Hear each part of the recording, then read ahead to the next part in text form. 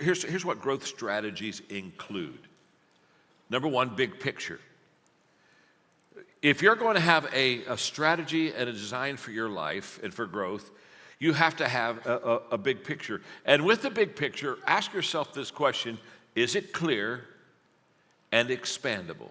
And you can't substitute one of those two words. It's got to be clear, but it also has to be expandable. Because what I've determined is the great separator in success. You look at some people and they're successful, other people, they don't seem to be successful. And the great success separator is almost always, not always, but it's almost always the size of the picture. And so when you're developing and designing your life, you got to ask yourself, do I have the big picture in my strategy? And the size of the picture is going to determine the success of the person. For example, unsuccessful people, almost always when they have a picture, it is a picture of just themselves. That's all they see. They just see themselves. So the picture is just kind of small. It includes me. People that are successful, their picture is much bigger. It's much larger. It's much clearer. And it's not only them, but it's other people. I mean, who do you want in this picture? Well, you want your family. You want your friends. You want yourself. You want your ideas. You want your future. You want to make your picture clear, and you want to make this picture expandable. In our home, during the holidays, sometimes we've had a tradition of putting puzzles together, and so Margaret will get a 1,000-piece puzzle, and she'll put it on a big table. And if the kids are in for a week, they all kind of peck away at the puzzle, and their goal is by the time everybody's done to have it completed. And everybody in the family jumps in, children, grandchildren, everybody except me. And I don't jump in, and I don't jump in because I don't like to put together puzzles, not 1,000-piece puzzles. I like 5-piece puzzles, big piece. Done. You know what I'm saying? Now what are we going to do? You know what I'm saying? Now can we get on with our life? So they know that I don't really help them with the puzzle, and so every once in a while what they do is they let me hold up the box. And the box got the picture on it. And so I'm kind of like the Vanna White of the family, okay? And so I'm holding up the box with the picture on it, and they're putting the puzzle together and looking at the picture, putting the puzzle together. They're doing that. What I'm going to do right now for you is I'm developing this whole law of design. Is I'm holding up the box for you, and I'm basically saying I want you to see this picture, because this picture that I'm wanting you to have is what's going to be strategically what you do to grow yourself. And because what do leaders do? Leaders see more than others see. Leaders see before others see. What does Stephen Covey say? He said, begin with the end in mind. That's the picture of the puzzle. In other words, let me see what the whole picture looks like. I know that I've only put 3 pieces together, but the only way that I can put the pieces together is to see what am I looking at? What am I going for? What's clear? What's the goal in my life? So when I sit down, now I'm starting back in the very beginning, in my 20s, and Kurt Kampmeyer said, John, you can't grow by accident. You got to grow on purpose. You got to be intentional. And so I'm starting to now get this picture. I'm starting to get this picture. It's got to be clear, and it's got to be expandable, obviously, because as I grow, I want the picture to be able to grow with me. I don't want it to be contained just in a frame that has no ability to expand itself. And so I sat down, and one of the first questions I asked myself in developing my growth practices and design for my growth was, what areas am I going to need to focus on in growing? And so to ask that question, I'm just doing big picture stuff with you. I sat there and said, okay, let's ask this question another way. What are the things that helps a person be highly successful in life? And I thought this through for a couple of years. What is it that highly successful people basically, by and large, do?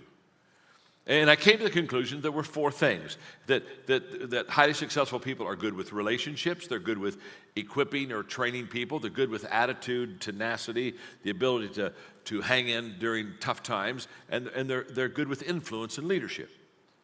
So, and then I did a little deal called REAL, relationships, equipping, attitude, and leadership.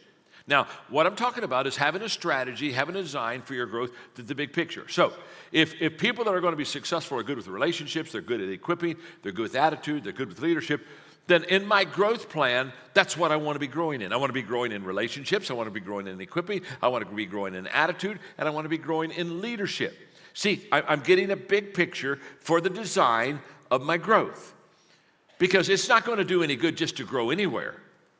So when people say you've got to be intentional in your growth, you've got to be intentional in your growth, but you've got to be intentional in what areas you're growing in. There are areas that I could be intentional in my growth and not be successful at all. So I began to get big picture. Okay, I want to be able to do REAL. I want relationships, equipping, attitude, leadership. Okay, these are areas I'm going to really grow in. Now, what's interesting is that's where I started my growth. Those 4 areas. Everything I could read on relationships, everything I could do about read on equipping, teamwork, empowering people, attitude, leadership, influence, anything I could read, I just devoured it, because that's where I wanted. That's where I wanted to grow. That was what I call the big picture. Now, here's what's interesting. I started my growth in those 4 areas. I began to grow so much in those 4 areas when I started writing books. I started writing books in one of those 4 areas. Now, 100 books later, all of my books basically fall into those 4 categories. Either it's a relationship book, it's an equipping book, it's an attitude book, or it's a leadership book.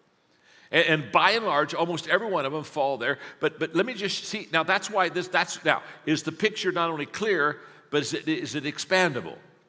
See, so when I started growing, here's what I want you to, because this is important. When I started growing, I didn't even have an intention to be an author or a writer of books. Wasn't on my radar screen at all. When I started growing, I had an intention to grow. But now, as I'm growing and learning these things that I think are important, REAL, and it's now time, now I want to write a book so I can want to influence people beyond my own influence. What am I going to write? I'm going to write on REAL, because that's where I'm growing. So the area that I'm growing is the area that helps me to start writing. And what I want you to understand is growth is a catalyst for the success in your life. So you start growing in an area, and all of a sudden you find out you're teaching in that area, you're writing in that area, you're coaching in that area, you're applying that area, and everything expands. Growth is beautiful because you start and you just keep expanding and you keep enlarging, and it's a journey. It's a journey that just gets better. It gets full dimensional. It's a journey that, I'll be honest with you, when I started growing, I never had any intention to be where I am today. I never had any desire to be where I am today, but look where I am today. But why am I here today? It's because I have grown to where I am. Listen, the only way that you can expand your life and make it better is to grow to that area. Don't wait to be given something. If you're given something, high possibilities is you'll lose it. But if you grow into something, you never lose what you grow into, because you grew into it so that you were big enough for it when you got there. If you're not big enough for it when you get there, you won't many times be able to keep it. And so I've got this big picture. It's clear, it's expandable, REAL. These are the areas I'm going to grow in. Now, those don't have to be the areas that you grow in, but you need to figure out, where am I going to read? Where am I going to learn? Who am I going to interview? What am I going to listen for? You need to figure out what are going to be my areas that I grow. You got to design your life for growth.